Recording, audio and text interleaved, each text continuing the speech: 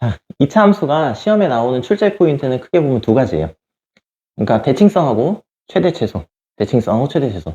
대칭성하고 최대 최소 문제가 나오게 되면, 물론 시험이 이제 거의 대부분 이 문제가 되겠지만, 특별한 경우 없으면 다 이것 때문에 나와요. 그러니까. 그럼 일반형이 이제 여러분께 이제 주로 제시가 될 텐데, 표준형은 통상 바꾸죠. 표준형은 이제 세 가지 정보를 담고 있는데, 첫 번째는 뭐냐면, 꼭지점의 x좌표와 y좌표를 빠르게 알려준다. 뿐만 아니라, 어차피 기본형에서는, 기본형 한번 잠깐 보면, y는 ax 제곱이라고 하는 이제 기본형은, 꼭지점이 0,0이 되겠죠. 그죠? 그럼 0에서부터 p점까지 이동을 했으니까, x축 방향으로 p만큼 이동했다는 뜻이 되는 거고, 그 다음에 0에서부터, y축 방향으로 q만큼 이동을 했으니까 꼭지점이 이 상태에 도달했을 거 아니겠니? 그래서, y축 방향으로 p만큼 평행 이동했다. 이런 정보를 또 담고 있기도 하고, 그 다음에 꼭지점의 x좌표 자체가 축의 방정식이다. 이런 얘기를 좀 많이 들어봤을 거예요. 그리고 이제 뭐 꼭지점이 이렇게 있다 그러면 여기다가 x자리에다가 마이너스 2a분의 b를 대입했을 때 요 q 값이 나오게 되는데 요 q 값이 아래로 볼록일 때는 최소값, 위로 볼록일 때는 최대값이 되겠죠. 그러니까 즉 다시 말해서 꼭지점의 y좌표가 최대값 역할을 한다고. 그럼 쉽게 설명하면 요게 축의 방정식, 요게 최대값 혹은 최소값이 되겠죠. 근데 많은 학생들이 이 표준형으로 바꾸는 것 자체를 고통스러워해. 그리고 표준형이 이 세 가지 정보를 담고 있다는 것도 이해를 잘 못하는 경우가 많죠.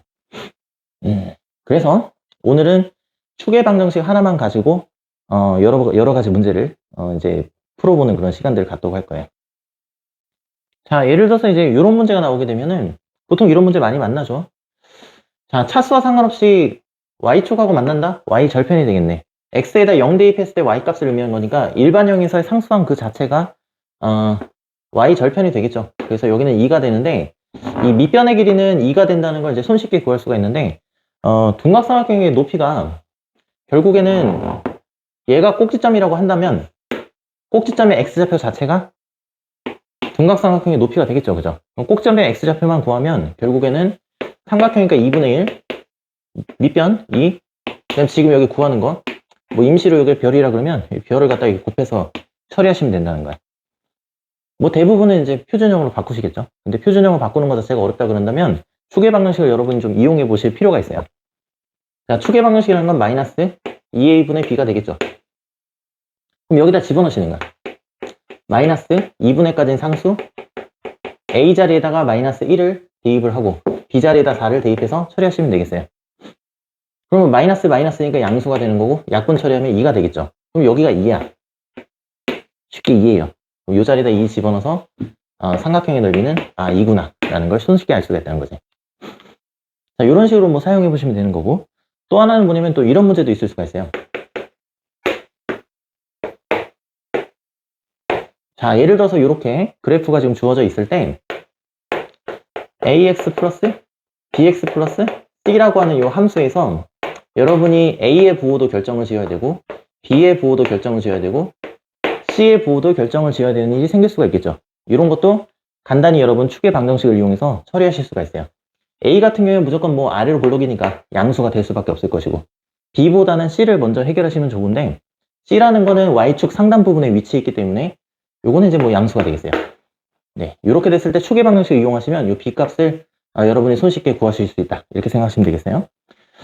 자, 어떤 얘기가 되냐면 자, 얘는 이제 아래로 볼록이에요. 아래로 볼록 같다는 거는 결국에는 이제 y좌편이 여기 위에 있기 때문에 요거보다는 더 아래쪽에 위치해 있을 수밖에 없죠. 그래서 축의 방정식이 지금 양의 방향. 예전 교육과정에는 있었는데 뭐 마음이 어려운 친구를 위해서 좀 약간 부연 설명을 해드리면 그냥 이 포물선이 이렇게 있다 그러면 이 함수로 지나는 임의의 점을 이렇게 선택을 해요. 거기에서 이 직선을 연결을 했을 때 이거보다 밑에 있으면은 이제 아래로 볼록 있다. 이렇게 이제 기하적으로 설명을 하는데 뭐 크게 상관없으세요. 당연히 축의 방정식이 양수라는 건 눈으로 보면 확인하실 수가 있겠죠. 그래서 축의 방정식이 마이너스 2a분의 b 2a분의 b라고 이북에 잘 있는데 이게 양수라는 의미가 되겠어요. 근데 여러분은 아래로 볼록이기 때문에 a 값을 알고 있단 말이지. 그럼 이게 양수야. 그럼 마이너스 붙인 것 자체가 음수가 되겠죠.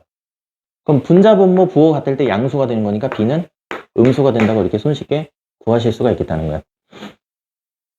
A하고 B 부호 다를 때 뭐 케이스 분류해갖고 네 가지로 케이스 분류해서 뭐 위로 고를 때 아래로 고를 때 이렇게 구분해서 암기하지 않으셔도 여러분이 추계 방정식만 잘 이용하시면 거의 대부분의 문제 뭐 하나는 빼야 돼. 하나는 이제 뭐냐면 X절편 두 개가 주어져 있을 때 같은 경우에는 추계 방정식 이용하지 않고 그냥 인수분해를 활용하는 게 더 쉽기 때문에 그런 경우에는 구태여 이제 사용하지 않는 건데 그런 경우를 제외하고 나서는 거의 대부분의 문제를 다 해결하실 수 있겠다. 이렇게 생각하시면 되겠어요. 자, 추계 방정식 이제 간단하게 여러분들 유도해 드릴 건데 여러분이 뭐 성적과 무관하게 우선은 뭐 가장 유명한 공식이 근해 공식 아니겠어? 그러니까 근해 공식은 뭐 전 국민이 다 알고 있다고. 그러니까 근해 공식 자체로 해석하는 게 제일 좋아. 그러니까 이차 함수라는 건 특징이 뭐냐면 대칭성이에요, 대칭성. 이 대칭수기라는 게 꼭지점에 X좌표가 되는 이유가 뭐냐면은 잠깐 도우미가 필요해.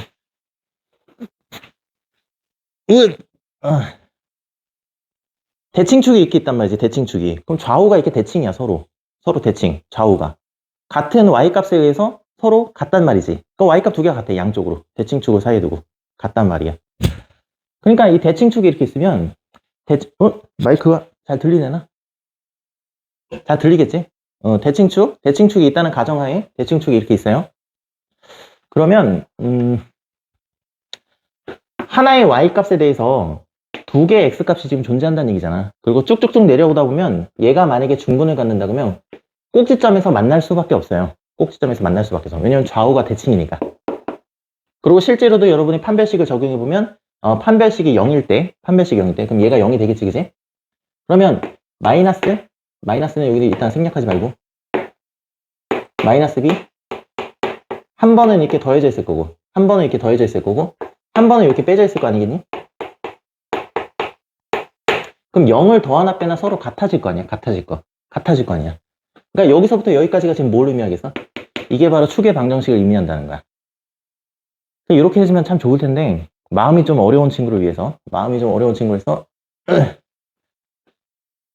추계 방정식을 한 유도하는 걸 보여드리겠어요.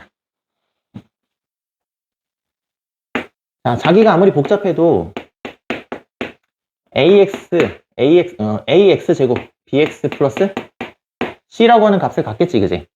자, 3-1 때는 이게 이제 요리수 범주 안에 있게 되는 거고 이게 수상 파트, 고등학교로 가려면 이게 실계수가 되는 거야. 실수일 때 이렇게 적용되는 이야기예요.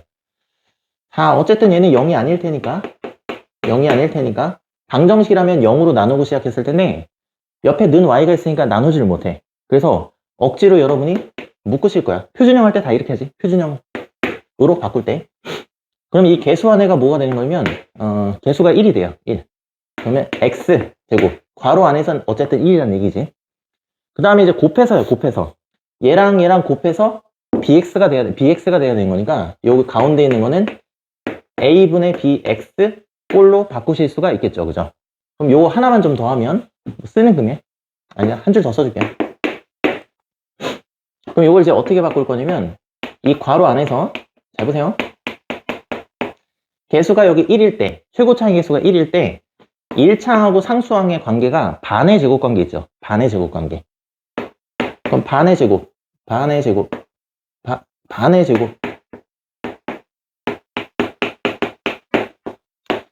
자, 분자를 반으로 쪼갤 수가 없으니까 분모를 이렇게 2배로 늘려주시면 되겠어요. 그럼 요게 반의 제곱이야. 그럼 이걸 더했으니까 여러분은 곧바로 빼주시면 되는 거야.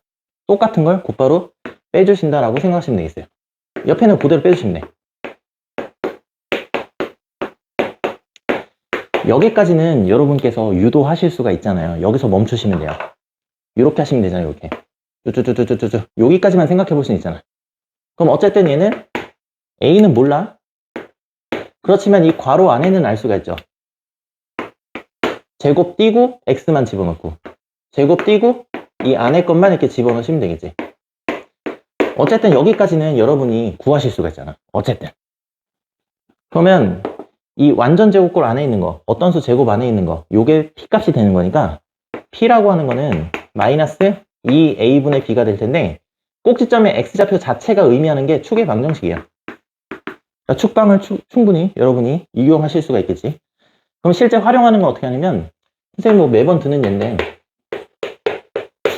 X제곱 마이너스 4X 플러스 1이라고 하는 게 있어요. 그럼 이걸 표준형을 바꾸지 않더라도 여러분이 꼭지점의 x좌표와 y좌표를 충분히 구하실 수 있겠다는 거예요. 축의 방정식은 유도를 해드렸으니까 이 정도는 이제 암기를 하세요. 암기를 했다는 가정하에 마이너스 2a분의 b를 쓰시고 마이너스 2분의까지 상수잖아, 그지? 그럼 a 자리가 1이니까 1 대입하시는 거야. b 자리가 마이너스 4니까 마이너스 4를 대입하시게 되면 이거 자체가 이제 2인데 2가 꼭지점의 x좌표를 의미한다고. 이 자리가.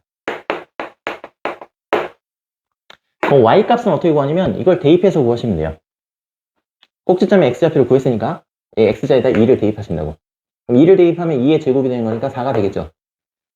자, 여기다 2를 대입하시는데 곱하시니까 마이너스 8 플러스 1 이렇게 정리시키면 5에서 8을 빼는 거랑 마찬가지인 거니까 꼭지점의 y좌표가 마이너스 3임을 간단하게 처리하실 수가 있어요. 구하신다고 그냥. 그러니까 얘하고 얘만 알았을 때 대부분의 문제가 해결되는 거니까 표준형으로 바꾸지 않더라도 충분히 해결하실 수가 있다.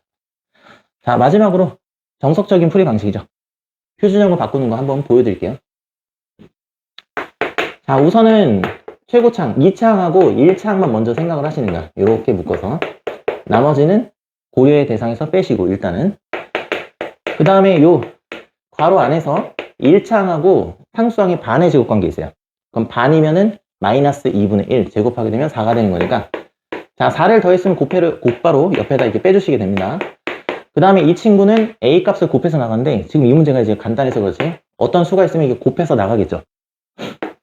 그럼 여기서부터 여기까지는 뭐 하시는 거냐면 완전 제곱꼴로 바꾸시는 거예요. 완전 제곱꼴로 바꾸신다. 마이너스면 같이 마이너스. 그 다음에 뒤에 있는 거는 계산하시는 거죠. 계산. 마이너스 4에다가 1을 더하게 된 거니까 마이너스 3이라고 해서 자, 꼭지점의 x좌표는 2가 되는 거고 꼭지점의 y좌표는 마이너스 3이 된다. 이렇게 정리하시면 되겠어요.